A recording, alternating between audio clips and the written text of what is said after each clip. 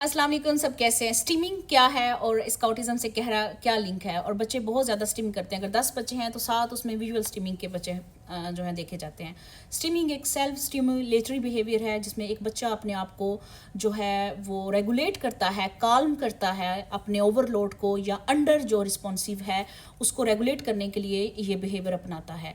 Streaming मुख्तलिफ किस्मों की होती है। मैं सारी किस्मों को जो है आपके साथ थोड़ा सा एक्सप्लेन करूँगी। एक ऑडिटरी स्ट्रीमिंग होती है जिसमें जो बच्चा है वो साउंड्स ऊंची पसंद करेगा। अगर कोई चीज़ चल रही है तो उसका वॉल्यूम ऊंचा कर देगा, और अगर कोई उसके पास चीज़ है तो उस जो है उससे आवाज़ निकालने की कोशिश करेगा, नीचे फेंक देगा उस चीज़ को, टॉय को या किस चीज़ को, ताकि उसकी साउंड उसको आए। या अपने ईयर्स को कवर करेगा और शो करेगा कि उसको जो है ये ऑडिटरी स्ट्रीमिंग का प्रॉब्लम है। इसके अलावा जो है विसल, कुछ बच्चे अगर ओल्डर हैं तो वो सीटी बजाएंगे और बार बार जो है वो उस चीज़ को जो है करके उसकी साउंड से जो है खुद को रेगुलेट करेंगे। उसके बाद टेक्टाइल स्ट्रीमिंग है जिसमें टैपिंग आ जाती है, स्किन रबिंग आ जाती है। उसके बाद ओपन एंड क्लोज आ जाता है, ऑब्जेक्ट को टच करना, फिंगर टैपिंग आ जाती है। उसके बाद अपने आप को हमें टच करना या किसी और पर्सन को बार बार जो है टच करना, या कैसी टेक्सचर्स को पसंद करना जो कि वेरी जो है लाइक बार बार सेम चीज़ है, लाइक सॉफ्ट कोई चीज़ है तो उस चीज़ को जो है अगर बच्चा इस चीज़ का बिहेवियर का शिकार है, इस तरह की स्ट्रीमिंग है, तो ये टेक्टाइल स्ट्रीमिंग होगी। फिर विजुअल स्ट्रीमिंग है जो कि बहुत ज़्यादा पेरेंट्स का कहते हैं, जिसमें एक चीज़ के ऊपर बच्चा स्टेयरिंग करता रहता है, देखता रहता है, हाथों को आगे ला के देखना। उसके बाद जो है ब्लिंकिंग करना, बार बार ब्लिंकिंग करना, आई कॉर्नर से ऑब्जेक्ट को देखना, एक ऑब्जेक्ट को सामने लाना और पीछे करना, line up the toy, pacing करना।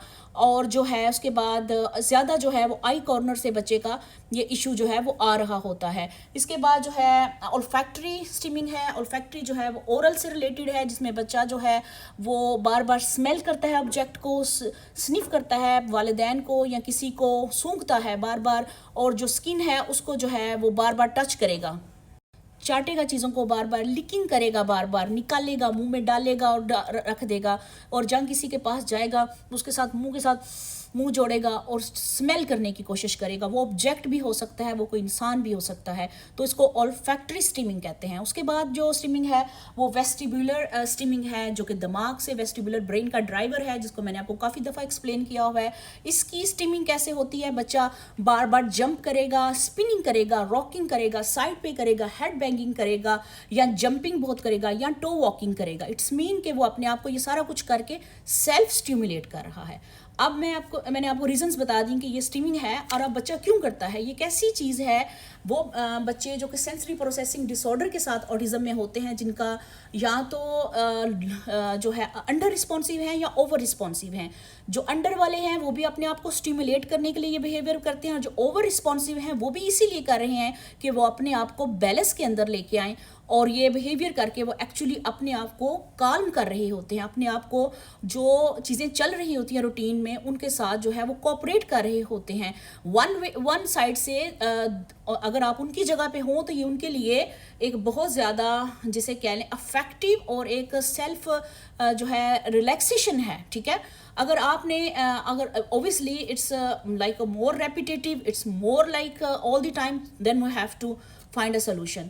नंबर 1 पे हम इसको डिस्ट्रैक्ट करेंगे बच्चे को। बच्चे का काल्म इन्वायरमेंट होगा, लाइट्स डिम होनी चाहिए घर के अंदर। अगर बहुत ज़्यादा डिस्ट्रैक्शन है तो उसको रिमूव किया जाएगा।